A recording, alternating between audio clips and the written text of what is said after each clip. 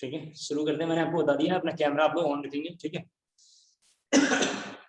School वालों ने बोला है कैमरा कंटिन्यू आपको ऑन ही रखना है, तो आप उसे ऑन रखना। कोई दिक्कत होगी, कोई प्रॉब्लम होगी तो मुझे मैसेज करें, ठीक। करते हैं क्लासेस। मैंने पिछले क्लास में आपको बोला था, अगर फॉर्मूला याद हो आपको, तो मैंने आपको पिछले क्लास में बोला था कि कोई मॉलिक्यूल अगर सिंगल बॉन्ड का मतलब ये, जरा ध्यान से देखेंगे। मैंने आपको थोड़ा लिखा होता है, सभी बच्चे जरा बोर्ड पे देखेंगे। ये चैप्टर काफी डिफिकल्ट है, इसमें अगर आप नहीं है तो कहीं नहीं, आप ये ध्यान रखना। यार स्कूल पता नहीं कब शुरू होता है, बच्चे आते रहते हैं 12-1 बजे तक। आपको पता है जो इथेन नाम का मॉलिक्यूल है, जब सभी बच्चे यहाँ ध्यान से देखें, ये जो मॉलिक्यूल हमने ऐसा बनाया है 2D में, तो ऐसा बनता है, मतलब एनसीईआरटी वगैरह में ऐसा लिखा है, लेकिन इस मॉलिक्यूल का करेक्ट रिप्रेजेंटेशन जो है वो ऐसा है। जरा प्लीज यहाँ देखना, इस मॉलिक्यूल का करेक्ट रिप्रेजेंटेशन कैसा है, इस तरीके का बना। थोड़ा यहाँ देखो, इस तरीके से। क्या कोई हाइड्रोजन लगा, हाइड्रोजन लगा कोई दिक्कत नहीं, ये हाइड्रोजन लगा हुआ है इस तरीके का। ये 4 बॉन्ड बने हुए हैं, देख सकते हैं इस तरीके का बना हुआ है, ये 4 बॉन्ड है, 1 2 3 4 इस तरीके से बने हुए हैं। फिर सिमिलर इसके भी इस तरीके से बॉन्ड बने हुए हैं, आप देख सकते हैं ये मॉलिक्यूल इस तरीके का बना है, ठीक है, ये इस तरीके का बना है। देखने में ये जो मॉलिक्यूल है ऐसा है, इसका रियल रिप्रेजेंटेशन ऐसा है। जब आप देखेंगे तो ध्यान से ये मॉलिक्यूल ऐसे दिखाई देगा। ये मान लेते हैं ये दोनों भी हाइड्रोजन है, हमने कार्बन जानबूझ के रखा है, अभी मान लेते हैं हाइड्रोजन है। जब इसको हम ध्यान से देखेंगे तो ये ऐसा दिखाई दे रहा है, आप ध्यान से देख लो कहीं से भी, सब हाइड्रोजन है, ये भी हाइड्रोजन मान लेना है, ये दोनों भी कैसे हाइड्रोजन है, मैंने मान लिया है। तभी जब इस मॉलिक्यूल को हम ध्यान से देखेंगे तो देखने के बाद ये बात पता चल रहा है मुझे कि इस मॉलिक्यूल का अगर एक पार्ट में हाइड कर दूं, इस वाले पार्ट को हाइड कर दूं, तो दिखाई दे रहा है कि एक कार्बन टॉप पे है और ऐसे बने, देख सकते हैं आप इस तरीके का, ठीक है। ये कुछ नहीं है, बेसिकली ये भी कुछ नहीं है, इस तरीके से मान लेते हैं ये कुछ नहीं है, ठीक है। इस तरीके से बना हुआ है, इस फॉर्मेट में बना हुआ है, 1 2 3 और एक बॉन्ड पीछे की ओर आ रहा है। सिमिलर ये बॉन्ड भी ऐसे ही दिखाई दे रहा है। अगर किसी को कांस्टेंट कर दें, अगर इसको हमने होल्ड पे रख दिया और इसको घुमाएंगे, इसको हमने होल्ड पे रखा और इसको घुमाएंगे, तो हम देख रहे हैं कि ये बॉन्ड इजीली घूम रहा है। आप देख सकते हैं यहाँ पे कैसा हो रहा है, इजीली यहाँ पे घूम रहा है। तो हमने आपको पिछली क्लास में बोला है कि सिंगल बॉन्ड के अलोंग रोटेशन पॉसिबल है। सिंस इस मॉलिक्यूल में रोटेशन पॉसिबल है, तो हम बोलेंगे मॉलिक्यूल जीआईएसओ नहीं करेगा या रिस्ट्रिक्टेड रोटेशन सिस्टम नहीं होगा। इस मॉलिक्यूल को जब हम ध्यान से देखेंगे तो इसमें डबल बॉन्ड प्रेजेंट है, देख सकते हैं आप, ऐसे देखेंगे तो आपको क्लियर दिखेगा कि डबल बॉन्ड इसमें प्रेजेंट है। अब इस मॉलिक्यूल को किसी एक को हमने कांस्टेंट किया, दूसरे घुमाएंगे, हम जबरदस्ती घुमाएंगे तो बॉन्ड टूट जाएगा, रोटेशन पॉसिबल नहीं है, क्योंकि इसमें पाई बॉन्ड आएगा। पाई बॉन्ड आने की वजह से बॉन्ड कैसा होगा, टूट जाएगा। तो हमने पिछली क्लास में ये सब बातें आपको थोड़ा समझाया था और इसके बारे में थोड़ा हमने बातचीत कर लिया। नेक्स्ट जरा आज की क्लास में जरा देखते हैं थोड़ा, ठीक है, बहुत इंपॉर्टेंट है, थोड़ा देखते हैं। हमने पिछली क्लास में एक एग्जांपल ऐसा लिख के दिखाया था, सभी बच्चे बोर्ड पे जरा देखेंगे, अगले 5-10 मिनट तक बोर्ड पे जरा देखना है कि सी डबल बॉन्ड हो कोई ग्रुप है, वेट करेंगे जरा, एक मिनट आ रहा हूं, वेट करेंगे।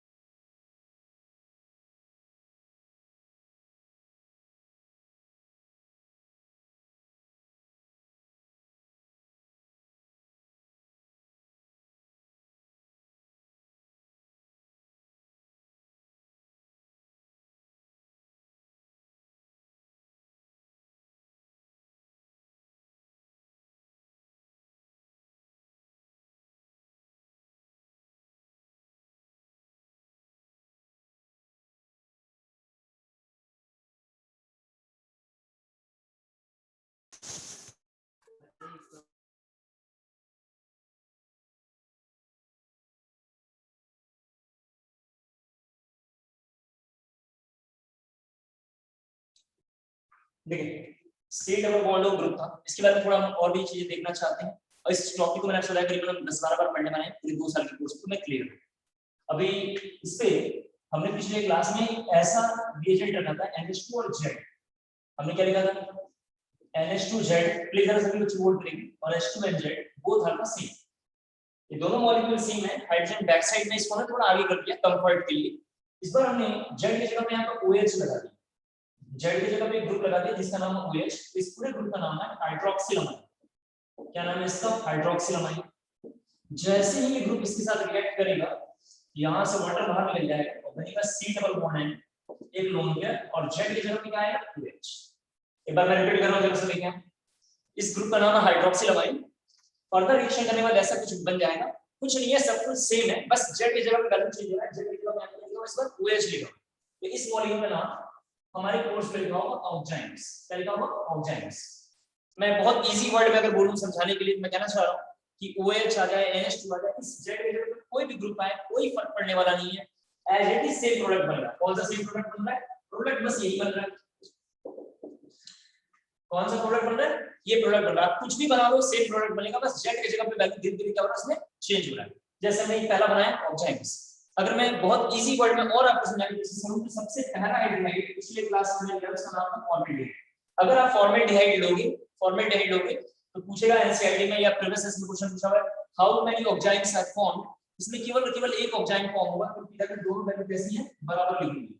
सिंस दोनों मॉलिक्यूल बराबर है, इसलिए सिंगल ऑक्जाइम इसमें फॉर्म होगा। ठीक है, इसमें कैसा फॉर्म होगा? सिंगल ऑक्जाइम्स फॉर्म होगा।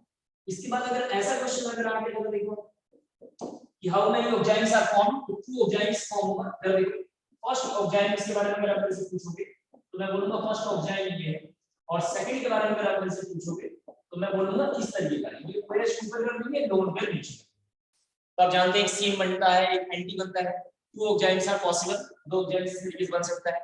बस मैं दो काम बार-बार रिपीट कर रहा हूं। इधर के एटम अगर कॉमन होंगे, प्रोडक्ट की वैल्यू 1, इधर के एटम डिफरेंट होंगे, प्रोडक्ट की वैल्यू 2, और जेड की जगह पे ये वैल्यू धीरे-धीरे चेंज हो के आएगा। एक मॉलिक्यूल वहां पे लिखा हुआ है, मैं बोल रहा हूं, जरा ध्यान से देखना है नोट्स में, सेमी कार्बोजाइड और सेमी कार्बोजोन। आपको बताऊं 2016 एक बैच में मैंने पढ़ाया था, बिल्कुल वही क्वेश्चन एनसीईआरटी से आया था। तो सेमी कार्बोजोन से क्वेश्चन आ रखा है, तो ये टॉपिक से काफी इंपॉर्टेंट है। क्वेश्चन पूछा था हाउ मेनी प्रोडक्ट्स और रिएक्शन करावरा के पूछा था, और बच्चों ने से इजीली कर पाए थे। कई बच्चे नहीं कर पाए होंगे, तो आप इसको जरा सा चीज तैयार कर लेना। तो टेबल आपकी याद रखना है, Z = अमोनिया डेरिवेटिव। अगर यहाँ पे NH2 आ जाएगा तो नाम होगा हाइड्रोजन, यहाँ पे PHNH2 आ जाएगा तो नाम होगा फिनाइल हाइड्रोजन या फेनिल हाइड्रोजन। ऐसे धीरे धीरे करके इनके नाम है। तो टेबल थोड़ा Z = अमोनिया डेरिवेटिव्स हमें याद ही रखना है। हमें क्या करना है? याद ही रखना है।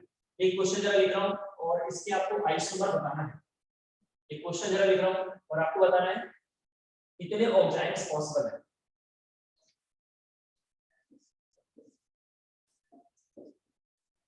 जरा इसको सॉल्व करना। 3NH2OH, how many trioxymes are possible?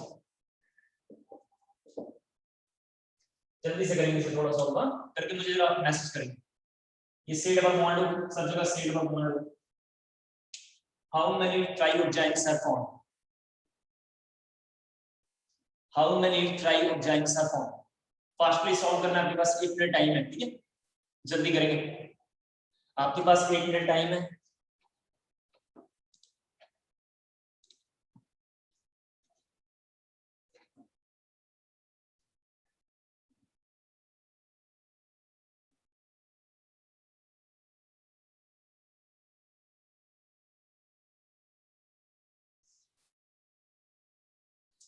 How many ट्रायोजेम्स आर फॉर्म, कितने ट्रायोजेम्स इसमें फॉर्म होंगे, इसके बारे में हमें देखना है। जल्दी करेंगे। स्क्रीनशॉट शेयर करना है आपको, ठीक है, स्क्रीनशॉट शेयर करना है, ग्रुप में शेयर करना है।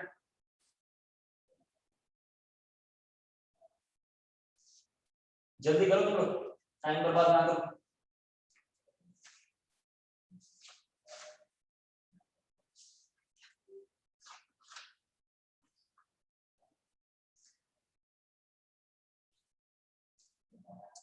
हाउ मेनी ट्रायोजेम्स आर पॉसिबल?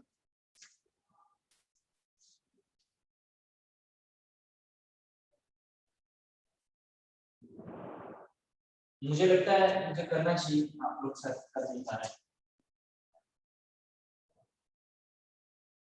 मैंने बोला है स्क्रीनशॉट शेयर करना है, आंसर 10 15 20 ऐसे लिखना है। स्क्रीनशॉट आंसर का मुझे सेंड करना है, मैं एक बार देखूंगा आप लोगों ने कैसे किया।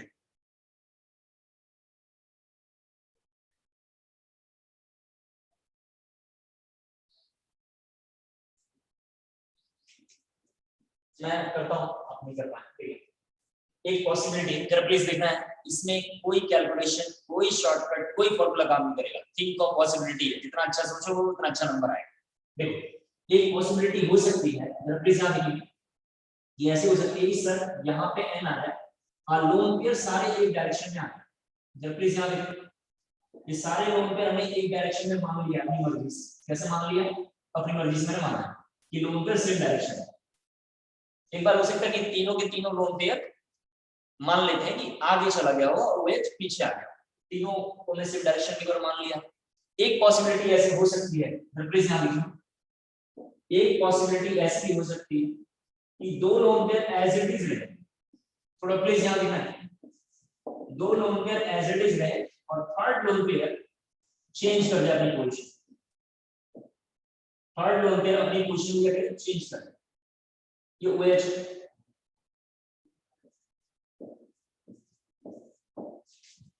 इसने अपनी पोजीशन को चेंज कर दिया। एक पॉसिबिलिटी और हो सकती है, कौन सी पॉसिबिलिटी है? ये वाली जरा देख लो कि दो अपनी पॉसिबिलिटी को चेंज कर रहे हैं, दो अपनी पॉसिबिलिटी को क्या करें? चेंज कर रहे हैं। जरा प्लीज यहां लिखना है, काफी इंपॉर्टेंट है थोड़ा, मैं फिर से बोल रहा हूँ, इसमें कोई फॉर्मूला वगैरह काम नहीं करेगा, मैं थोड़ा सोचना पड़ेगा।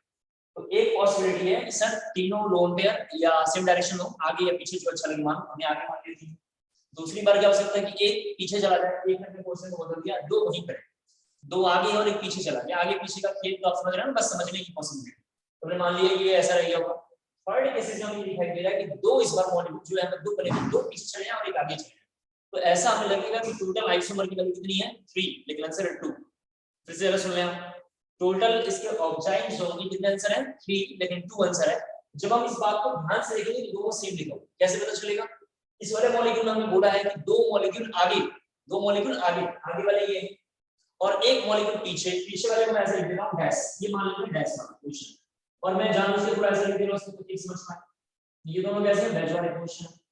तो दो आगे, उस वाले केस में लिखा है कि दो मॉलिक्यूल पीछे, कौन सा मॉलिक्यूल पीछे? एक मॉलिक्यूल पीछे और एक मॉलिक्यूल पीछे और एक मॉलिक्यूल आगे है, जो ये बताया, एक मॉलिक्यूल आगे। जब इसको पीछे से जाके देखेंगे आप तो यही दिखाई देगा, जब इसको पीछे से देखोगे तो कैसा दिखाई देगा? ये दिखाई देगा। उम्मीद करता हूं आपको क्लियर हो गया होगा, आप समझ पा रहे हो। सर आप करो जरा, अगर आपको समझ में आ गया हो तो जरा जल्दी से यस मैसेज ड्रॉप करना है।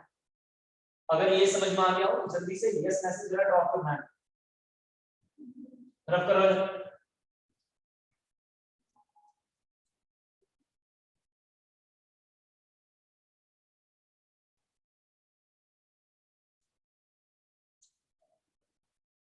देखो नेक्स्ट जरा से देखते हैं, काफी इंपॉर्टेंट है, जरा देखते हैं। जीआई ड्यूटूरी, थोड़ा इसको देखना है, काफी इंपॉर्टेंट है, इसको देखते हैं क्या लिखा है। अगर कोई मॉलिक्यूल, जरा देखिए आप यहाँ पे ऐसा बना हुआ है, तो अगर इस पर्टिकुलर कार्बन के बारे में अगर मैं बात करूंगा, इस कार्बन का जो हाइब्रिडाइजेशन अभी करेक्ट है वो sp3, लेकिन इसका एंगल 120 जैसे दिखाई देता है, या मान लो 60 डिग्री के एंगल। चलो कैसे ले लो, एक मॉलिक्यूल है जिसका नाम है साइक्लोप्रोपेन, और साइक्लोप्रोपेन के जो हाइब्रिडाइजेशन है, आपके नाम के हाइब्रिडाइजेशन क्या करते हैं? 4 सिग्मा ऐसे इंट्रोड्यूस करते हैं। क्योंकि इसके पास 4 सिग्मा है, हाइब्रिडाइजेशन कैसा होगा? sp3। sp3 का जो रिक्वायरमेंट एंगल है, sp3 का जो एक्चुअल एंगल है, यहां लिख देता हूं थोड़ा सा, देखिए जो एक्चुअल एंगल है वो कितना होता है? 10928। यहां थोड़ा ध्यान से देखना है, sp3 मॉलिक्यूल का जो एक्चुअल एंगल कितना है? 10928। ये होना चाहिए, अगर ये है तो पूरी मॉलिक्यूल स्टेबल है। ये कैसे हमने देखा है? कैपिटल बॉन्डिंग में भी देखा है, आईयूपीएसी नोमेनक्लेचर में भी इसको थोड़ा देख लिया। लेकिन इसका अभी जो एंगल है वो ये, ठीक है, ऐसा होना चाहिए। तो इसको थोड़ा हम चेंज कर देते हैं, एक्चुअल एंगल इस बार ये मान लेते हैं, क्योंकि ये क्वेश्चन में लिखा हुआ है, इसको मान लेंगे ये एक्चुअल एंगल। एक्चुअल एंगल मतलब इन प्रेजेंट सिनेरियो ये एंगल, और ये कैसा है? Required angle. ये कैसा है? Required angle.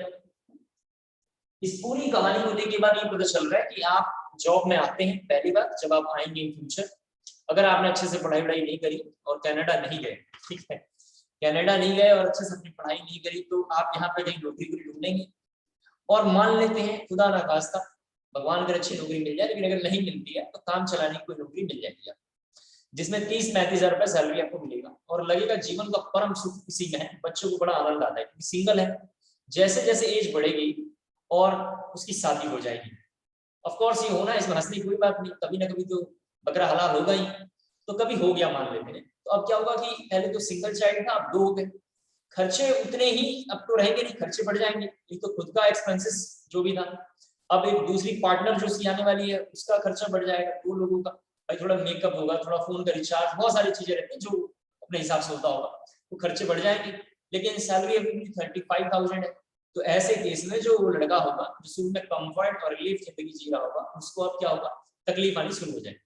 तो बेसिकली क्या हो रहा है कि उस खर्चे से उन दोनों का काम नहीं चल रहा है, तो जो लड़का होगा ऐसा सोच रहा होगा, काश मेरी सैलरी 50,000 के आसपास होती तो मैं परम सुख आनंद लेगा। इसका मतलब उसका एक्चुअल सैलरी भी 35,000 है, और जिस पे वो स्टेबिलिटी गेन करेगा उस एंगल का नाम उसे बोल रहा है कि 50,000 के आसपास होना चाहिए, मान लेते हैं उसने रुपीज डिफाइन करके 50,000 होना चाहिए। तो इसका भी एंगल एक्चुअल इतना है और इसको एंगल इतना चाहिए, अगर ये काश एंगल होता तो हमारा काम चल जाता। इसके कंपेयर में अगर जरा हम ये मॉलिक्यूल देखेंगे, जरा प्लीज ध्यान देना, साइक्लोब्यूटेन, तो इसका एंगल 90 डिग्री है और इसका ग्रेविटेशन का है 80 डिग्री। इसके कंपेयर में ये वाला मॉलिक्यूल ज्यादा रिलीफ है, रिलीफ मतलब रिलैक्स फील कर रहा है। इसकी सैलरी तो 60 रुपए है, लेकिन इसकी सैलरी 90 रुपए। इसको भी उतना ही रिक्वायरमेंट है, 1090 रिक्वायरमेंट है, लेकिन इसकी अभी सैलरी इसके कंपेयर में थोड़ी बढ़ गई है, तो हम बोलेंगे या ये अपने आप को बहुत गरीब मानेगा और इसके कंपेयर में थोड़ा रिच जैसी सोसाइटी फील करेगी। हम लोग जितने लोग हैं मिडिल क्लास वाले हैं, वो अंबानी तो बन नहीं सकते, चाहे कुछ भी कर ले, तो अपने सेटिस्फेक्शन के लिए थोड़ा पढ़ लेते हैं और एक गाड़ी वाड़ी को ले लेते हैं महंगी, ऑडी वडी कुछ ले लेते हैं, तो हम समझते हैं कि बहुत अमीर आदमी है, और हमारे कंपेयर में जो गरीब रहता है वो सोचता है काश ये जिंदगी हमें मिल पाती। समझ पा रहे हैं? तो इस मॉलिक्यूल के पास जब हम आएंगे, जैसे ये मॉलिक्यूल है और इस मॉलिक्यूल के पास जब हम आएंगे, इसका एंगल बुक्स में 108 के आसपास लिखा होगा, अप्रॉक्सीमेट 108 के आसपास होगा। तो इन तीनों मॉलिक्यूल में सबसे रिलीफ और सबसे कंफर्ट जो होगा इधर की होगा। लास्ट में एनसीईआरटी में इस मॉलिक्यूल का नाम पकड़ मॉलिक्यूल होगा, इसके बारे में हम देखने वाले हैं क्या है। इस मॉलिक्यूल का नाम लिखा होगा पकड़ मॉलिक्यूल, और इस मॉलिक्यूल का एंगल लिखा होगा 120। जब थोड़ा इधर ध्यान से सुनना क्या है इस सिनेरियो, हमें ये दिखाई दे रहा है कि मैं इधर से 3 मेंबर से 4 मेंबर से 5 मेंबर से 6 मेंबर की जा रहा हूं, तो जाते टाइम हमें ये दिखाई दे रहा है, ऑर्डर इस तरीके से दिखाई दे रहा है कि धीरे धीरे मॉलिक्यूल का एंगल बढ़ रहा है, और वो एंगल जो बढ़ रहा है वो मॉलिक्यूल का ओरिजिनल एंगल से सेटिस्फाई कर रहा है। ओरिजिनल एंगल कितना है 109, इधर बढ़ते हुए सेटिस्फाई कर रहा है। तो हम बोलेंगे कि इधर बढ़ते बढ़ते मॉलिक्यूल जो है एक स्ट्रेन से फ्री महसूस कर रहा है। स्ट्रेन मतलब तकलीफ होती है, सिंस इसमें एंगल से स्ट्रेन आ रहा है तो हम बोलेंगे एंगल स्ट्रेन। तो धीरे धीरे क्या हो रहा है, इधर एंगल स्ट्रेन क्या हो रहा है, रिलीफ हो रहा है। वो जो लास्ट में मॉलिक्यूल 120 लिखा हुआ है साइक्लोहेक्सिन, जब हम देखेंगे ध्यान से ये इस तरीके से मान लेते हैं, इस पंजे पे जरा देखो, एक कार्बन यहाँ है, 2 कार्बन यहाँ बने हुए, फिर 2 कार्बन और एक नीचे कार्बन बना। साइक्लोहेक्सिन जब मॉलिक्यूल हमारे पास आएगा, जब हम कोर्स में धीरे धीरे देखेंगे तो ऐसा बन जाएगा। ये जो मॉलिक्यूल ऐसा बना हुआ है वास्तव में बोल्ड में 2D है, ऐसा बना हुआ है। जब मॉलिक्यूल 3D में आएगा तो ऐसा हो जाएगा। ऐसा होने का मतलब ये हो गया कि इधर में 2 कार्बन आपके दिखाई देंगे, 2 कार्बन के पीछे 2 कार्बन रहेगा और एक कार्बन यहाँ है। जैसे यहाँ पे मान लेते हैं 2 कार्बन ऐसे दिखाई देगा, इधर में 2 कार्बन और एक कार्बन यहाँ और एक कार्बन यहाँ, 6 कार्बन ऐसे हो जाएंगे। अब जब इस तरीके का मॉलिक्यूल होगा तो ये मॉलिक्यूल अपने आप को किसी तरीके से फोल्ड इधर उधर कर लेता है, जहां इसको अच्छा लगता है आगे पीछे कैसे भी फोल्ड कर लेता है। फोल्डेबल मॉलिक्यूल है, बार बार घुमा लेता है। घुमाने की टेंडेंसी को बुक्स में लिखा होगा पकड़ मॉलिक्यूल। क्या करेगा ये, ऐसे घुमा के अपने आप को चेयर फॉर्म में कन्वर्ट करेगा। अब चेयर फॉर्म क्या है, जब कोर्स में आएगा तो देखेंगे, हालांकि मैंने एक बार पढ़ाया पूरे डिटेल में। अभी ये करेगा अपने आप को किसी तरीके से फोल्ड करेगा। क्यों करेगा, क्योंकि इसका एंगल 120 है, इसकी एंगल कितनी है 120 है, हमें एंगल कितना चाहिए 109 के आसपास में चाहिए, इसलिए मॉलिक्यूल ऐसे चेंज कर दिया। एक बात ये, तो हमें क्या इसमें दिखाई दिया कि जैसे जैसे हम आगे बढ़ रहे हैं रिंग्स में, नंबर ऑफ रिंग जो है मतलब जो कार्बन बढ़ रहा है रिंग में, तो एंगल स्ट्रेन से रिलीफ महसूस करता। दूसरा जरा एग्जांपल देखना, इसी में क्या लिखा है, ये जो साइक्लोप्रोपीन बना हुआ है, किसी तरीके से किसी बच्चे ने इसमें डबल बॉन्ड बना दिया, किसी तरीके से बच्चे ने इसमें डबल बॉन्ड बना दिया, इस कार्बन का जो हाइब्रिडाइजेशन हो जाएगा वो होगा sp2। कितना हो जाएगा sp2। अब इस मॉलिक्यूल का जो रिक्वायरमेंट एंगल होगा, जरा प्लीज याद रखें, जो रिक्वायर्ड एंगल होगा, आपको तो पता है कि sp2 में एंगल कितना होता है 120, sp2 में एंगल कितना होगा 120, लेकिन इसका एक्चुअल एंगल के बारे में बात करेंगे तो अभी कितना है 60 डिग्री। कितना है 60 डिग्री। तो इस 2 लाइनों को देख के बात पता चल रहा है कि जैसे ही इस लड़के ने अपनी मैरिज करी या अपने और एक्सपेंसेस बढ़ा लिए, एक सिनेरियो में एक्सपेंसेस बढ़ा लिए और एक्चुअल सैलरी उतनी ही है जो उसको सेटिस्फाई नहीं कर पा रहा है, वैसे कि इसमें मॉलिक्यूल या वो जो भी बच्चे के बारे में बात कर रहे हैं ज्यादा स्ट्रेन फील करेगा। इसके कंपेयर में, इस मॉलिक्यूल के कंपेयर में ये मॉलिक्यूल और भी ज्यादा स्ट्रेन फील करेगा। रीजन बस इतना है, इस मॉलिक्यूल के पास एंगल तो इतना लिखा हुआ है, देख लें एंगल तो इतना आ गया जो ओरिजिनल था पहले से, उसके कंपेयर में बढ़ गया है बहुत ज्यादा। ओरिजिनल अभी भी यहाँ पे 60 है और यहाँ पे कितना लिखा है 60 है, देख सकते हैं आप। क्योंकि रिक्वायरमेंट एंगल बहुत ज्यादा हाई हो गया है और ये इसको सेटिस्फाई नहीं कर पाएगा, तो हम बोलेंगे ये मॉलिक्यूल एंगल स्ट्रेन से ज्यादा पीड़ित है। आसान शब्दों में अगर 3, 4, 5 और 6 नंबर ट्री को हम कंपेयर करेंगे तो 6 मेंबर रिंग सबसे ज्यादा स्टेबल है, उसका नाम चेयर फॉर्म अपनी मर्जी से मान लेते हैं या पकड़ मॉलिक्यूल नाम है। और 3 4 5 मेंबर रिंग या 6 मेंबर रिंग के इनसाइड डबल बॉन्ड अगर हम लगाते हैं, इनसाइड डबल बॉन्ड लगाएंगे तो ये मॉलिक्यूल एंगल स्ट्रिंग में आ जाएगा। एंगल स्ट्रिंग में आने की वजह से ये मॉलिक्यूल जीआईसो नहीं करेगा। तो जीआईसो होने के लिए 3-4 कंडीशन है रिंग के केसेस में। पहला कंडीशन है 8 मेंबर्ड और लार्जर रिंग्स में डबल बॉन्ड रख सकते हैं। क्या 8 मेंबर्ड और लार्जर रिंग्स में हम डबल बॉन्ड रख सकते हैं, और 8 मेंबर्स जो भी छोटे कार्बन वाले हैं उसमें हम डबल बॉन्ड नहीं रख सकते। उम्मीद करता हूं क्लियर हो गया। यहां तक बातें अगर समझ में आ गया, जरा यस मैसेज जल्दी से ड्रॉप करना है।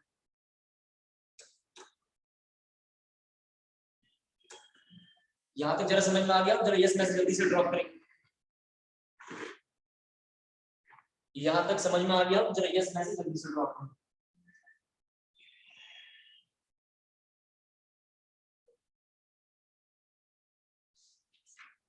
ठीक है,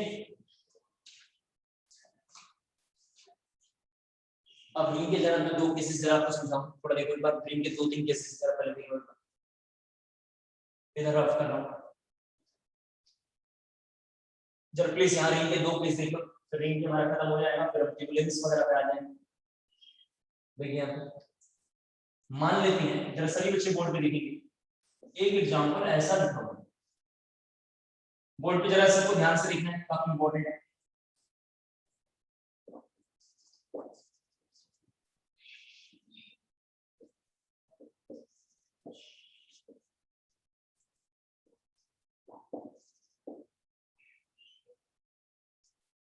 ये 5 एग्जांपल लिखूंगा, इनको जरा ध्यान से देखना, ठीक है। एक एग्जांपल लिखूंगा CH3CH डबल बॉन्ड CH, यहाँ लिखा हुआ Br। हम बस रिंग को एज्यूम करेंगे, इसको देखेंगे, रिंग को हम देखेंगे, बाकी और हमारे काम करेंगे फिलहाल।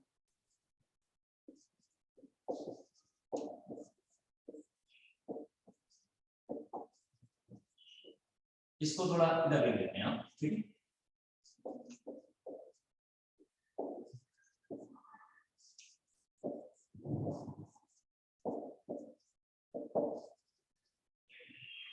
हमें बस किसको देखना है, रिंग को देखना है। रिंग के अलावा कोई भी टॉपिक हम देखेंगे यहाँ पे जा सकते हैं। सभी बच्चे जरा बोर्ड पे यहाँ देखेंगे। जीआई का बस इतना मतलब है कोई 2 एटम सिमिलर साइड, बस ये हमारी काम है। इस मॉलिक्यूल में इस कार्बन की पोजीशन को देखेंगे हम, तो पीछे दिखाई दे रहा है कि एक हाइड्रोजन इसमें बना हुआ है जो हमने डॉटेड लाइन से बनाया है, ये पीछे की ओर, पीछे की ओर है, समझ आ रही है कि डॉटेड लाइन से लिखा है। सिमिलर एक हाइड्रोजन यहाँ बिहाइंड है, आपको दिखाई दे रहा है। अगर ये 2 हाइड्रोजन को हम सेम डायरेक्शन में रख लें, ये दोनों हाइड्रोजन को हम सेम डायरेक्शन में रख लें, और ये पूरा एटम जिसको मैं सर्कल में थोड़ा ऐसे बनाना चाहता हूं, देख लेना, और ये पूरा एटम इसमें लिखेगा जो लिखा हुआ है, इस एटम को ऊपर भेज दें तो ये मॉलिक्यूल सिस फॉर्म हो जाएगा। फिर से एक बार बोल रहा हूं, सिस मतलब क्या है, 2 एटम्स इनसाइड। तो अगर ये दोनों को नीचे रखें, 2 हाइड्रोजन को नीचे रखें और इसको ऊपर भेज दें, तो कैसा फॉर्मेट होगा, सिस फॉर्मेट होगा। अब किसी एक को कांस्टेंट करना है, तो हमने इसको कांस्टेंट कर दिया और इसको इंटरचेंज करेंगे, 2 हाइड्रोजन अपोजिट डायरेक्शन में चला जाएगा, तो कैसा होगा, ये ट्रांसफॉर्म होगा। तो बोलेंगे ये मॉलिक्यूल जीआई शो करेगा, यानी रिंग का ये केस जीआई शो करेगा। इसको हमने टिक कर लिया, यानी करेगा।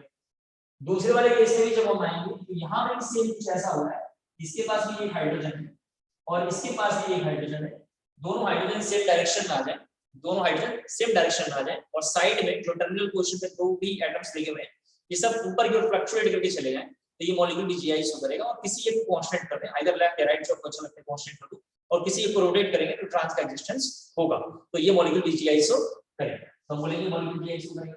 इधर जरा ये 3 केसेस देखना है। सपोज दैट मैं ये एग्जांपल ले रहा हूं, तो इसके लिए और इसके लिए देखेंगे आप। इसके लिए तो एक हाइड्रोजन यहाँ पे दिखाई दे रहा है, लेकिन यहाँ पे हाइड्रोजन नहीं है, इसके 4 बॉन्ड देखो 1, जब प्लीज यहाँ लिखना है 2, एक थर्ड बॉन्ड, एक 4, यहाँ पे नो हाइड्रोजन, कैसा है यहाँ पे नो हाइड्रोजन। इस मॉलिक्यूल के पास हाइड्रोजन नहीं है और कोई भी 2 एटम सेम डायरेक्शन पर होना चाहिए, तो यहाँ पे आप समझ पा रहे होंगे ये मॉलिक्यूल जीआई शो नहीं करेगा। इसलिए हमने बोला कि रिंग के इनसाइड डबल बॉन्ड अगर आप लेकर आते हैं तो जीआई शो नहीं करेगा, तो ये मॉलिक्यूल इस पोजीशन पे जीआई शो नहीं करेगा। सिमिलर इसके पास हाइड्रोजन तो है, कैसे पता चल रहा है हाइड्रोजन है, टेट्रावैलेंसी हम देख रहे हैं, बस यहाँ हाइड्रोजन है, लेकिन इस मॉलिक्यूल के पास हाइड्रोजन नहीं है, 4 बॉन्ड 1 बॉन्ड, ये 2 देख सकते हैं, 3 और एक ये 4, नो हाइड्रोजन, तो ये मॉलिक्यूल भी जीआई शो नहीं करेगा। तो रिंग के केसेस हमने देखा, ये केस जरा सा देखना है, काफी इंपॉर्टेंट है, इसके बारे में थोड़ा ध्यान से देखना। इस रिंग में बेसिकली क्या है, 8 मेंबर्ड रिंग, इस केस में क्या है 8 मेंबर्ड रिंग। जब भी 8 मेंबर्ड रिंग आएगा तो ध्यान रखना कि रिंग के केसेस में जीआई शो करेगा। एक बार मैं दोबारा बोलता हूं, 8 मेंबर्ड रिंग के अंदर अगर डबल बॉन्ड किसी भी पोजीशन पे आता है तो वो मॉलिक्यूल जीआई शो करेगा, 100% करेगा। यहां पे कर रहा है, देखिए यहां पे आएगा तो जीआई शो करेगा। अब ये फॉर्मेट अभी बना के देखेंगे, ऐसा कुछ फॉर्मेट शो करने वाला है, देखो इस तरीके से ये जीआई शो करेगा। इसका बुक्स में लिखा हुआ है ये इस तरीके से एक फॉर्मेट है इसका। दूसरा फॉर्मेट ये ट्रांस है, ये सी। हमें ये सब याद बात करने की जरूरत नहीं, बस हम ये दिखना चाह रहे हैं ये मॉलिक्यूल जीआई शो करेगा क्योंकि रिंग के इनसाइड में डबल बॉन्ड है।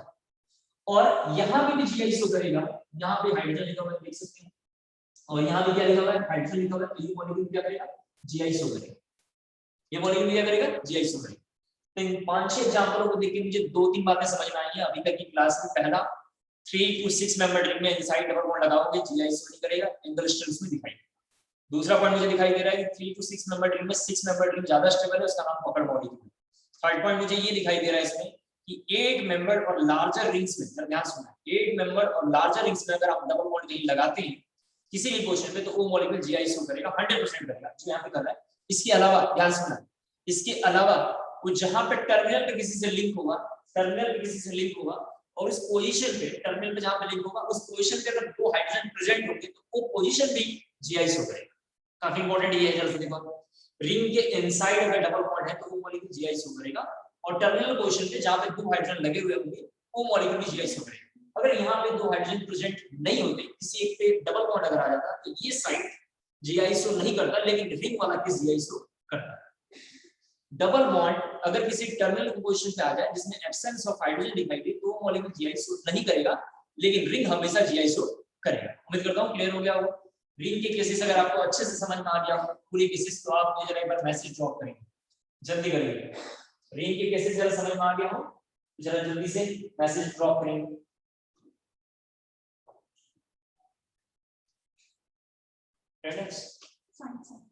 चाहिए तो गूगल की एक्स्ट्रा क्लासेस लग रही है कोचिंग क्लासेस के लिए। तो आप कह रही हो अच्छा ही कह रही हो। हां जी, अगर आपको उस टाइम वाइस लेसन है तो सामने साइंटिफिक में लेसन लिख दीजिए।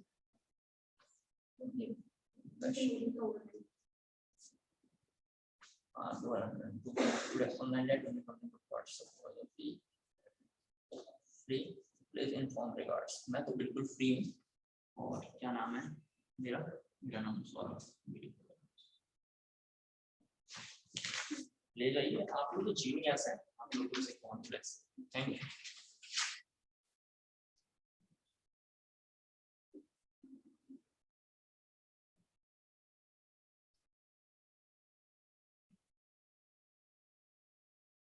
चलिए थोड़ा और क्वेश्चन देखते हैं, ठीक है। इंपॉर्टेंट बात अब ये है, जब ध्यान सुना भी, जीआई के सी डबल बॉन्ड सी में फॉर्मूला लगेगा, प्लीज ध्यान दें। सी डबल बॉन्ड सी में फॉर्मूला लगेगा, सी डबल बॉन्ड एन में कोई फॉर्मूला नहीं लगेगा, एन डबल बॉन्ड एन में कोई फॉर्मूला नहीं लगेगा। रिंग के 2 केसेस हैं, एक sp3 और एक sp2, इन दोनों में भी कोई फॉर्मूला नहीं लगेगा, और एक क्यूमुलेंस में फॉर्मूला लगेगा। हमने ये वाला टॉपिक एक कर लिया है, ये टॉपिक एक कर लिया है, जैसे देखना ये कर लिया है, ये 4 और ये 5 लिखा, तो हमने ये कर लिया है, ये कर लिया है और ये कर लिया है, ये दोनों जरा देखते हैं एक बार, ठीक है। तो फिर थोड़ा मैं ये भी क्लियर होगा। एन डबल बॉन्ड एन से क्वेश्चन अब तक की क्लास में कहीं आया हुआ नहीं है, ना जेईई मेंस में ना जेईई एडवांस में, लेकिन आप तो जानते हैं पढ़ लेना चाहिए, कभी भी कुछ भी हो सकता है, ठीक है। मतलब कभी भी एग्जामिनेशन में आ सकते हैं। जैसे जैसे कोर्स और आगे बढ़ेगा हम रिएक्शंस में भी देखेंगे कुछ भी हो सकता है, रिएक्शन के मतलब कुछ भी हो सकता है। तो ऐसा अगर एन डबल बॉन्ड एन को कर लें तो आपको तो पता है कि नाइट्रोजन के पास एक लोन पेयर होगा, तो मैंने लोन पेयर सेम डायरेक्शन में रख दिया। आइदर अपनी मर्जी से नीचे रख दो या अपनी मर्जी से ऊपर रख दो, जो हाइड्रोजन सॉरी जो लोन पेयर की क्वेश्चन आपको अच्छा लगता है लिख लो।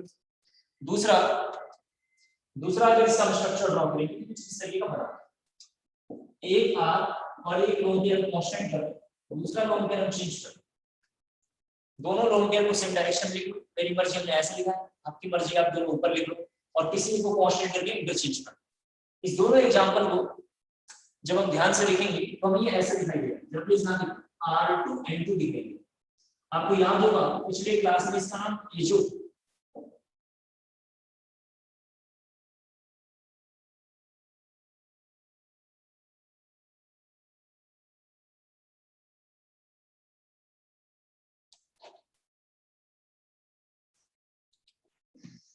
देखें फिर से बोल रहा हूँ, इस मॉलिक्यूल का नाम पिछले क्लास में हमने देखा है एजो नाम। एजो एक वर्ड है, AZO, एजो नाम। IUPAC नोमेनक्लेचर में फंक्शन ग्रुप के टेबल में इसका नाम हमने देखा, क्या नाम है, एजो नाम। इस मॉलिक्यूल का अगर हम नाम लिखेंगे तो लिखेंगे एजो एल्केन, क्योंकि दो R है तो लिखेंगे एजो एल्केन। अगर यहाँ पे फिनाइल होता, फिनाइल का मतलब PH लिखा होता इस तरीके से, PH2N2 लिखा होता तो हम लिखते एजो बेंजीन। इसका क्या नाम होता, एजो बेंजीन। इसका नाम क्या है, एजो एल्केन। तो बेसिकली इसमें कुछ भी नहीं है, इसमें बस एक लाइन, दो रोल में सेम डायरेक्शन में होगा और दो R सेम डायरेक्शन में होगा तो एक CI, दूसरा एक अपोजिट में कर लेंगे तो ट्रांस बनेगा, मतलब जो भी बनने वाला C19 फॉर्मेट है तो हम मान लेते हैं इस तरीके का। जरा इसको रफ कर रहा हूं। नेक्स्ट क्यूमुलेंस जरा से देखते हैं। क्यूमुलेंस थोड़ा काफी इंपॉर्टेंट है, इससे प्रीवियस सेशन में बहुत क्वेश्चन पूछे हुए क्यूमुलेंस से। क्यूमुलेंस एनसीईआरटी वगैरह में दिया हुआ नहीं है, काफी इंपॉर्टेंट। क्यूमुलेंस कुछ नहीं है, अगर कहीं इस फॉर्मेट में बार-बार डबल बॉन्ड लिखा हुआ है, बार-बार कहीं डबल बॉन्ड इस फॉर्मेट में अगर ऐसा लिखा हुआ मिलेगा तो इसको बोलेंगे क्यूमुलेंस है। कंटीन्यूअस एडजेसेंट पोजीशन पे बार-बार डबल बॉन्ड अगर आता है तो बोलेंगे क्यूमुलेंस है। क्यूमुलेंस में अगर 2, 4, 6 के ऑर्डर में अगर डबल बॉन्ड बार-बार अगर आता है, कंटीन्यूअस पैटर्न में आता है तो उसको बोलेंगे इवन क्यूमुलेंस। और 3, 5, 7 के ऑर्डर में अगर आता है तो बोलेंगे ऑड क्यूमुलेंस। ऑड और इवन में बस थोड़ी सी चेंजेस है जिसको थोड़ा ध्यान से देखने वाले हैं, काफी इंपॉर्टेंट है। इस टॉपिक में से सबसे ज्यादा क्वेश्चन जेईई एडवांस में और मेंस में 3-4 क्वेश्चन ऐसा है। देखिए आपको तो पता है कि जीआई होने के लिए कोई भी दो एटम सेम नहीं होना चाहिए, और यहाँ दो एटम कैसे हैं, सेम बने हुए। जीआई होने के लिए कोई दो एटम सेम नहीं होना चाहिए। हमने क्या करा है, इस दोनों बी को रिप्लेस कर दिया है दो अदर एटम से। तो मैंने क्या करा है, यहाँ पे दो CH3 को ऐड कर दिया। इस कंपाउंड का ओरिजिनल नाम है एलीन। प्रीवियस जेईई में क्वेश्चन आ रहा है कि राइट द हाइब्रिडेशन ऑफ एलीन, या एलीन में कितने टाइप के हाइब्रिडेशन प्रेजेंट है। जैसे इसमें दो तरीके के हाइब्रिडेशन प्रेजेंट है, यहाँ sp2 है और यहाँ sp। तो ऐसा क्वेश्चन आ रहा है कि कितने टाइप के हाइब्रिडेशन प्रेजेंट है, जरा वो बताओ, या इसका हाइब्रिडेशन एक ही बात है, इसका sp2, sp और sp2 हमने ये पढ़ाया है ड्यूरिंग लेक्चर, आपको बताया अच्छे से। जैसे दो CH3 इसमें ऐड करेंगे तो जरा देखो ये कुछ ऐसा हो जाएगा, CH3H डबल बॉन्ड फिर डबल बॉन्ड और यहाँ पे CH3 और H आ जाएगा। जब इसका स्ट्रक्चर हम 3D में ड्रॉ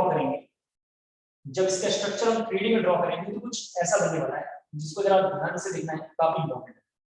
इस मॉलिक्यूल के पास एक कार्बन फिर दूसरा कार्बन यहाँ पे और यहाँ पे इस तरीके का इसने बॉन्ड बनाया है, और ये दो एटम यहाँ पे ऐसे पड़े हुए, लेकिन ये बॉन्ड नहीं बना रहा है। ये दो लोब्स अच्छे से बॉन्ड बना रहे हैं, लेकिन ये लोब्स बॉन्ड नहीं बना रहे। इसको हम बोलते हैं, लोग सब जानते हैं, डम्बेल्स है इसका नाम है। ये बॉन्ड नहीं बना रहा है क्योंकि ये बॉन्ड इसलिए नहीं बना रहा है क्योंकि ये वाला पहले इधर पार्टिसिपेट कर रहा है, लेकिन इनके बीच में भी डबल बॉन्ड है जो यहाँ दिखाई दे रहा है। इनके बीच में ये वाला डबल बॉन्ड है, इनके बीच में कौन सा डबल बॉन्ड है देख सकते हैं, ये वाला डबल बॉन्ड है इनके बीच में। थोड़ा ध्यान से देखिए, इनके बीच में ये वाला डबल बॉन्ड है, हमें इजीली दिखाई दे रहा है। इस पूरे एग्जांपल को मुझे देख के एक बात ये पता चल रहा है कि इसमें रिंग दो फॉर्मेट में दिखाई दे रहा है। एक डबल बॉन्ड रिंग के डायरेक्शन मतलब बोर्ड के डायरेक्शन में ऐसे बना हुआ है, इसमें एक रिंग ऐसा कुछ बना हुआ है, एक रिंग कुछ ऐसा बना हुआ है, ध्यान से देखना, ऐसा बना हुआ है, इस तरीके का बना हुआ है। मान लेते हैं ये 3 कार्बन है, 1, 2 और 3, तो एक ऐसा बना हुआ है और दूसरा बोर्ड में पीछे जाते हुए दिखाई दे, दूसरा किधर है, बोर्ड में पीछे जाते हुए दिखाई दे। तो दूसरा रिंग ये है जो हमने थोड़ा डार्क कर दिया, ये बोर्ड के इनसाइड रखा हुआ दिखाई दे रहा है और एक बोर्ड के परपेंडिकुलर है। उम्मीद करता हूं आपको क्लियर है। जब ऑड इक्विवेलेंस का स्ट्रक्चर हम ड्रॉ करेंगे, ऑड इक्विवेलेंस का जब स्ट्रक्चर ड्रॉ करेंगे तो बनेगा CH3H।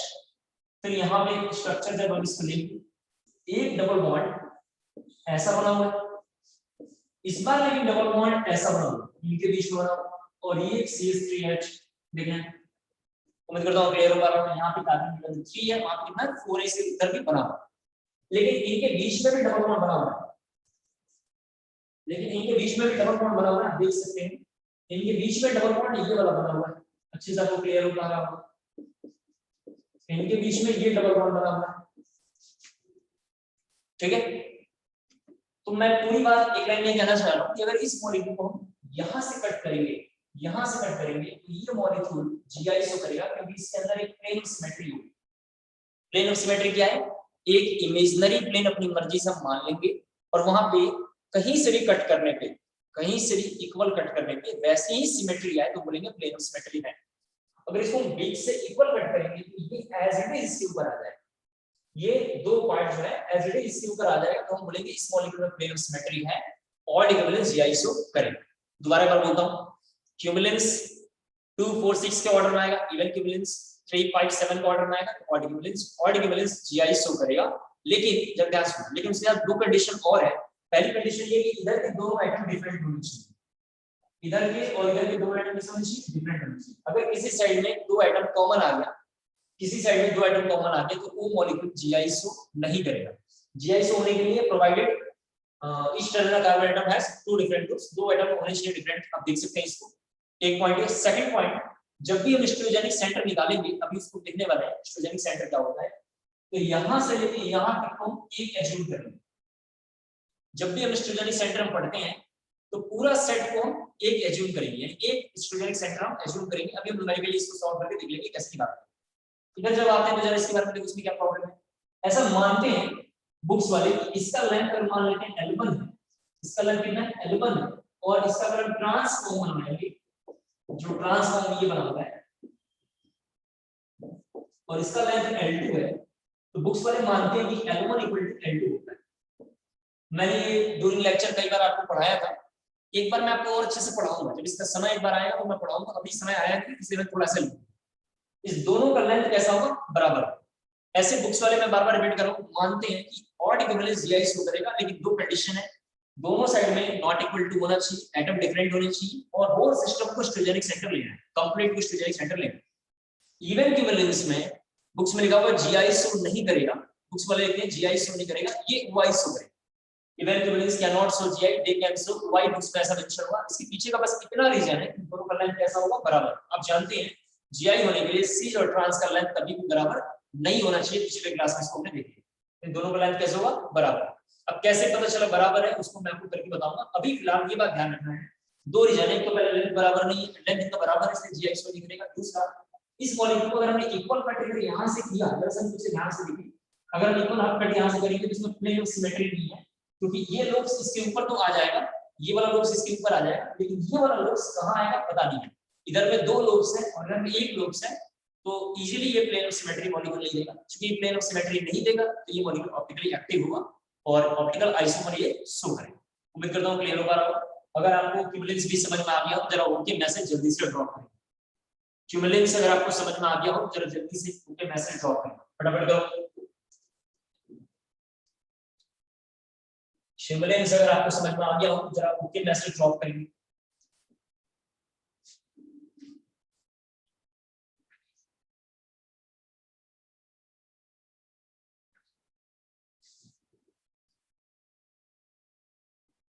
जल्दी करा करो उसको मैसेज, तभी मुझे पता चलेगा क्या चल रहा है क्या नहीं।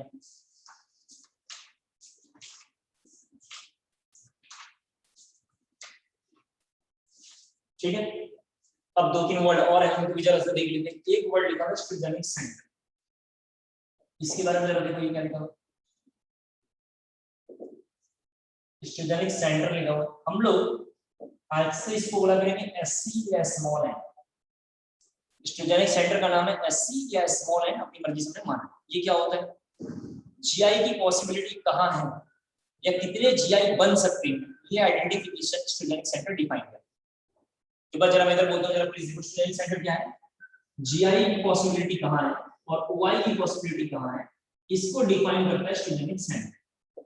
जीआई कहां हो सकता है, जरा प्लीज देखो, यहाँ डबल बॉन्ड में हो सकता है, और कहां हो सकता है, रिंग में हो सकता है। जब हम इन सभी केसेस को ध्यान से देखेंगे, जरा सभी बच्चे बोर्ड पे देखें, क्यूमुलेंस देखेंगे, sp3 मेंबर रिंग देखेंगे, एंड डबल बॉन्ड एंड देखेंगे, और रिंग के इनसाइड डबल बॉन्ड देखेंगे, तो हमें कुछ ऐसा ही दिखाई देगा। क्या दिखाई देगा, या तो सब में डबल बॉन्ड बार बार आ रहा होगा, तो रिंग होगा। तो डबल बॉन्ड और रिंग कहीं पे अगर आता है तो मॉलिक्यूल जीआई शो कर भी सकता है, और नहीं भी, वो हम देखेंगे धीरे-धीरे क्वेश्चंस।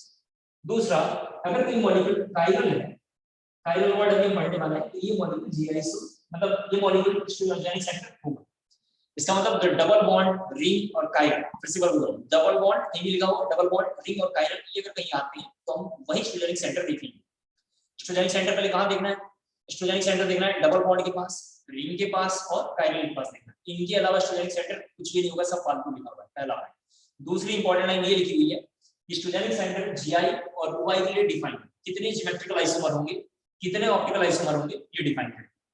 और भी इजी वर्ड में बोलूं, रिंग्स और डबल बॉन्ड जीआई के वक्त शो करेगा और कायरल जो है ऑप्टिकल आइसोमर में शो करेगा। उम्मीद करता हूं यहां क्लियर हो गया होगा। एक दो एग्जांपल जैसा देखते हैं फिर ना और अच्छे से क्लियर। जैसे फर्स्ट एग्जांपल ये लिखा हुआ है हिस्टोजेनिक सेंटर का नाम है। फर्स्ट एग्जांपल यहां पे लिखा हुआ है CH3 CH double bond CH और यहां पे लिखा हुआ है CH2। इसमें पूछ रहा है हिस्टोजेनिक सेंटर कितने होंगे, तो यहां पे निकालना। मैं दो तीन आपको लिखवा के दिखाऊंगा, फिर आपसे पूछूंगा कि डाउट है तो बताइए, जो डाउट है उससे कर ले। हमें कहां देखना है, डबल बॉन्ड रिंग और कायरल। कायरल तो इसमें आएगा ही, क्यों नहीं आएगा, ऑप्टिकल आइसोमर जब हमने शुरू नहीं करा है, केवल जीआई कर रहे हैं बात। तो डबल बॉन्ड आ सकता है, नहीं तो रिंग आए। तो डबल बॉन्ड मतलब यहां जाके सीधा देखना है। तो कहां देखना है आपको, पहले मैंने इंट्रोड्यूस कर दिया, यहां देखना है और यहां देखना है। अगर आप इस स्ट्रक्चर को ध्यान से इमेजिनरी अगर ड्रॉ करोगे अपने ब्रेन में इजीली, तो ये हाइड्रोजन दोनों ऐसे आ जाएंगे और यहाँ पे ये CH3 है ऊपर और ये पूरा एटम इस तरीके से दिखाई देगा। दो डबल बॉन्ड जहां पर हमने लिख दिया और दो हाइड्रोजन अपनी मर्जी से मैंने मान लिया नीचे है, आप मर्जी से ऊपर भी लिख लो, कोई प्रॉब्लम नहीं, इसका डायरेक्शन फिक्स है ही नहीं। तो नहीं, दोनों हाइड्रोजन नीचे लिखा, कौन से, ये वाला हाइड्रोजन, इसके नीचे मैं थोड़ा अंडरलाइन कर रहा हूं, आप समझ पाए। इसके बाद जो एटम रह रहा है उसको थोड़ा हमने ऊपर भेज दिया, तो ये मॉलिक्यूल जीआईसो करेगा, ऑफ कोर्स करेगा। इसी तरीके से जब इसको बनाएंगे तो दो हाइड्रोजन अगर नीचे ड्रॉ कर लें तो ये पूरा एटम, ये वाला पूरा एटम जरा ध्यान से देखना है, और ये वाला पूरा एटम ऊपर चला जाएगा, तो ये मॉलिक्यूल जीआईसो करेगा। समझ रहे हैं? और लास्ट वाला जीआईसो नहीं करेगा, इसके पीछे रीजन ये है, लास्ट वाले पीछे जरा देखो क्या लिखा हुआ है, ये डबल बॉन्ड और इसके पास दो हाइड्रोजन लिखा हुआ है और इधर एक हाइड्रोजन और इधर पूरा एटम। कौन कौन सा एटम देखो, एक हाइड्रोजन ये दोनों और ये पूरा एटम, ये पूरा एटम ऐसा दिखाई दे रहा है। तो ये मॉलिक्यूल जीआई इसलिए शो नहीं करेगा क्योंकि इसको अगर हम कांस्टेंट कर देंगे और इसको घुमाएंगे तो फिर से सीज मिल जाएगा। क्यों हो जाएगा सर? क्योंकि इधर दोनों एटम कैसे हैं, कॉमन है, दोनों एटम जैसा है, कॉमन। एक ऑप्शन तो ये है जो बहुत मेहनत का काम है। दूसरा आसान और शॉर्टकट सीधा सीधा कि बीच में डबल बॉन्ड कहीं भी आएगा, बीच में डबल बॉन्ड कहीं भी आएगा वो मॉलिक्यूल जीआईसो करेगा। बीच में डबल बॉन्ड आएगा तो जीआईसो करेगा। बस टर्मिनल पोजीशन पे डबल बॉन्ड अगर कहीं लिखा हुआ है तो हमें ये देखना है क्या उसके पास दो डिफरेंट ग्रुप है या नहीं। सिंस वहां टर्मिनल पे डबल बॉन्ड है और उस टर्मिनल के पास दो हाइड्रोजन सेम है तो मॉलिक्यूल जीआईसो नहीं है। बीच में डबल बॉन्ड कहीं भी लिखा हुआ हो मॉलिक्यूल जीआईसो करेगा। उम्मीद करता हूं क्लियर है। और दो तीन एग्जांपल जैसे देखते हैं थोड़ा सा, जिसको आप बताएंगे। चलो जरा सा ये निकालना आपको, स्टूडेंट सेंटर्स कितने हैं इस मॉलिक्यूल में, कितने स्टूडेंट सेंटर है आप बताएं, ठीक है? थोड़ा जल्दी करेंगे इसे।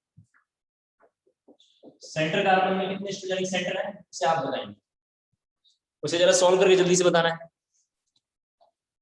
21 लिखना, ठीक है?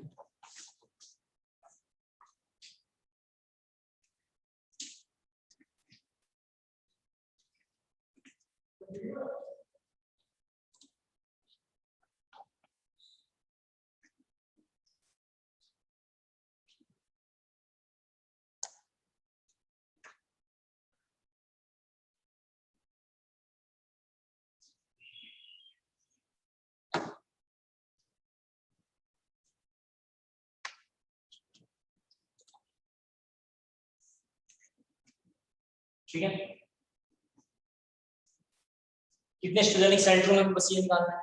एक स्टूडेंट सेंटर ये आ गया देखना, और एक स्टूडेंट सेंटर ये होगा, ये नहीं होगा क्योंकि इसके पास ऐसा कुछ। हम क्या देख रहे हैं, टर्मिनल पे बस दो एटम कॉमन नहीं होना चाहिए, दो एटम कॉमन होगा जीआईसो नहीं करेगा, बीच में डबल बॉन्ड होगा जीआई। जैसे इस एग्जांपल को थोड़ा आप देखो, CH जरा इधर रख कर यहां देखते हैं, फिर यहां पे लिखा हुआ CH2 CS, तो एक ये भी करेगा और एक ये भी करेगा, ऐसी वैल्यू कितनी होगी, दो। स्टूडेंट सेंटर को स्ट्रिक्ट साइन से या क्रॉस साइन से हम आइडेंटिफाई करते हैं, ठीक है? स्ट्रिक्ट साइन से हम दिखाते हैं। जरा इस दो एग्जांपल को देखना है, बहुत ही फेमस, काफी इंपॉर्टेंट, जरा अगेन देखना है पहले। सभी बच्चे बोर्ड पे जरा देखेंगे, काफी इंपॉर्टेंट एग्जांपल है, ठीक है?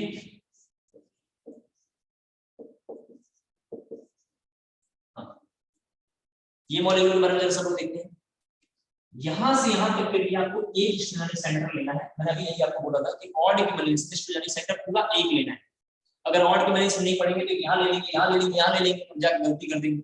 तो पूरा एक सेट को ऑड इक्विवेलेंस कैसे 3 5 7 कंटिन्यूअस, तो इसको एक स्टूडेंट सेंटर लेंगे और इसको एक ध्यान लेंगे। एक इंपॉर्टेंट एग्जांपल ये, दूसरा इंपॉर्टेंट एग्जांपल अगर प्लीज देखना।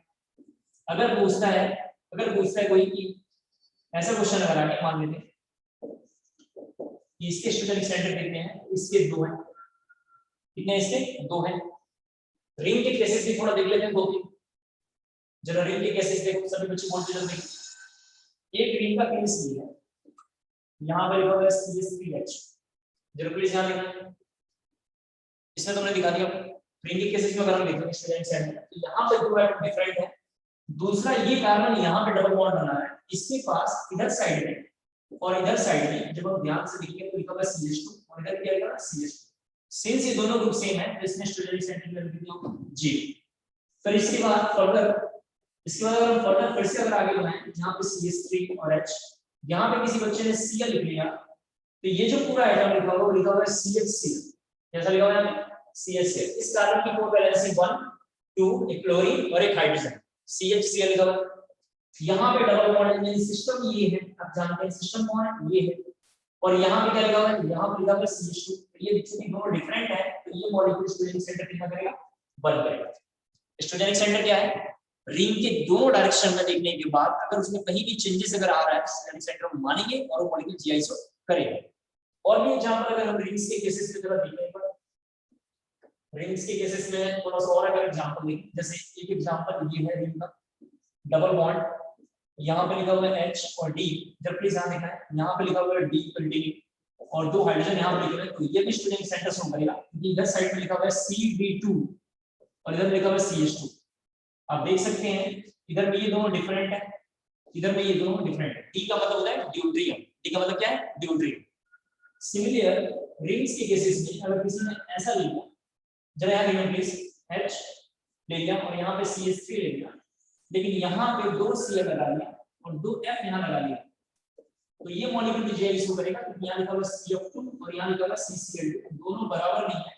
और ऐसे वाले केसेस में जो नाम आएगा उसका नाम आएगा EZ। क्या नाम आएगा, EZ। तो उम्मीद करता हूं स्टूडेंट सेंटर आपको समझ में आ गया होगा। ठीक है, एक बार मैं पूरी बात नहीं बोल रहा हूं, क्या क्या इंपॉर्टेंट है जरा इसको ध्यान से देखो। C डबल बॉन्ड C में जरा आ जाओ सबसे पहले, एक बार मैं पूरी बातें बोल देता हूं क्या क्या इंपॉर्टेंट है, जरा से देखिए ना उसमें। सबसे पहले GI के लिए सिस्टम बहुत इंपॉर्टेंट है, कौन कौन से ऐसे सिस्टम होंगे जो GISO करेंगे उसे देख लेना। ठीक है, क्या क्या इंपॉर्टेंट है बोल दिया, उसे पढ़ लेना, पढ़ते टाइम उसी को रिकॉल रखना है। GI के लिए सिस्टम बहुत इंपॉर्टेंट है, रिप्रेजेंटेशन ऑफ GI बहुत इंपॉर्टेंट है, रिप्रेजेंटेशन ऑफ GI बहुत इंपॉर्टेंट है। C डबल बॉन्ड C के लास्ट के 2 लाइन लेंथ बराबर नहीं होना चाहिए, C डबल बॉन्ड C के लास्ट के 2 लाइन लेंथ बराबर नहीं होना चाहिए और दोनों के एटम कॉमन नहीं होने चाहिए, दोनों का एटम कॉमन नहीं होना चाहिए, काफी इंपॉर्टेंट है, इसको जरा सा देख लेंगे। इसके बाद C double bond N system में, इसके बाद मैंने बोला कि C double bond N system, C double bond N system में सबसे पहले तो ये नाम थोड़ा ध्यान रखना चाहिए। क्या ध्यान रखना चाहिए कि ऑक्साइड्स किसे कहते हैं। ठीक है, तो एक Z equal to ammonia derivative लिखा हुआ टेबल हमें थोड़ा याद रखना है। Z equal to ammonia derivative यहां पे लिखा हुआ टेबल हमें एकदम याद रखना है। और C डबल बॉन्ड O का मतलब है कार्बोनिल ग्रुप, तो कार्बोनिल ग्रुप किसे कहते हैं वहां पे लिख लेना, कार्बोनिल ग्रुप क्या है, क्वेश्चन मार्क, बहुत इंपॉर्टेंट है। इसके बाद होमोलोगस सीरीज, होमोलॉग या होमोलोगस सीरीज काफी इंपॉर्टेंट है, इसको जरा यहां पे पढ़ लेना। होमोलॉग और homologous series C double bond N system में मोस्ट इंपॉर्टेंट टॉपिक है, इसको जरा अच्छे से याद करें।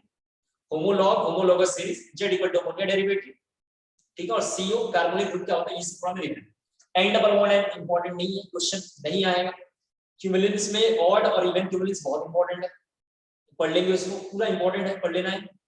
प्लेनो सिमेट्री और लेंथ बराबर कैसे होता है, ये सब अच्छे से कर पढ़ के देना है, बहुत इंपॉर्टेंट है।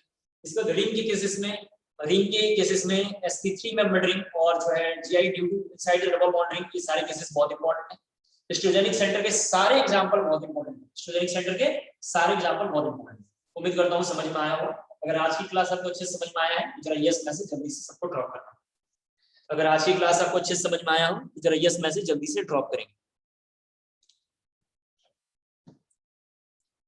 ठीक है, मैं एक बार रिपीट कर दूं, कुछ बच्चे ऐसे हैं, ठीक है, नौतेज, मानसी, अजय प्रताप, साहिल, नौजूद, गुरजीत, गुरप्रीत, सक्षम, इनके कैमरे ऑन नहीं रहते हैं। ठीक है, तो शायद आपको अच्छा लगे बुरा लगे, मैं आपको बोल देता हूं, मैं आपको ब्लॉक कर दूंगा और आपको लिंक नहीं जा पाएगा। स्कूल वालों ने हमें बोल रखा है कि जो बच्चा ये हमें रोज स्क्रीनशॉट मैंने भी लिया होगा, शायद आपने देखा होगा, मुझे रोज हम प्रिंसिपल जी को शेयर करना है कि कितने बच्चे क्लासेस करते हैं और नहीं करते हैं। तो अगर आप इसमें नहीं होंगे तो मैं आपको बार कर दूंगा, बस मुझे डेली एक ड्रॉप करना है कि ये बच्चा क्लास में था लेकिन इसका क्या प्रॉब्लम था। तो बार बार बोलना पड़ता है, पता नहीं आपको समझ में क्यों नहीं आता है। या तो आप बहुत बड़े बेशरम हैं, आपकी इज्जत कोई नहीं है, आपकी बेइज्जती कर लो, ठीक है, और फिर भी आपको कोई फर्क नहीं पड़ता, तो सब आप देख लीजिए और उसके हिसाब से आपको तैयारी करेंगे। तो जीआई कंप्लीट हो गया है, 25 क्वेश्चन मैंने आपको बता दिया, जेईई मेंस में आ रहे हैं, उसको तैयार कर लेना, बढ़िया से पेपर देना। मुझे 25 में 25 बिल्कुल करेक्ट चाहिए। आप कैसे करेंगे ये आपकी प्रॉब्लम, आप उसे देख लीजिएगा, ठीक है। मिलते हैं नेक्स्ट क्लास में, और लास्ट में जो रह जाएगा हम उसी का अटेंडेंस एज्यूम करेंगे, ठीक है। अटेंडेंस शीट हमारे पास आया हुआ है, लेकिन जो लास्ट में बच्चे रह जाते हैं शुरू में अटेंडेंस बना के भाग जाएंगे, मैं उनको एज्यूम नहीं करूंगा। जो लास्ट तक रहते हैं मानेंगे वही बच्चे प्रेजेंट है, बाकी बच्चे आते हैं और जाते हैं, टाइम पास होते हैं, खुद का भी टाइम पास करते हैं और जीवन में उनका टाइम पास है, ठीक है। आज के लिए इतना बहुत, थैंक यू सो मच।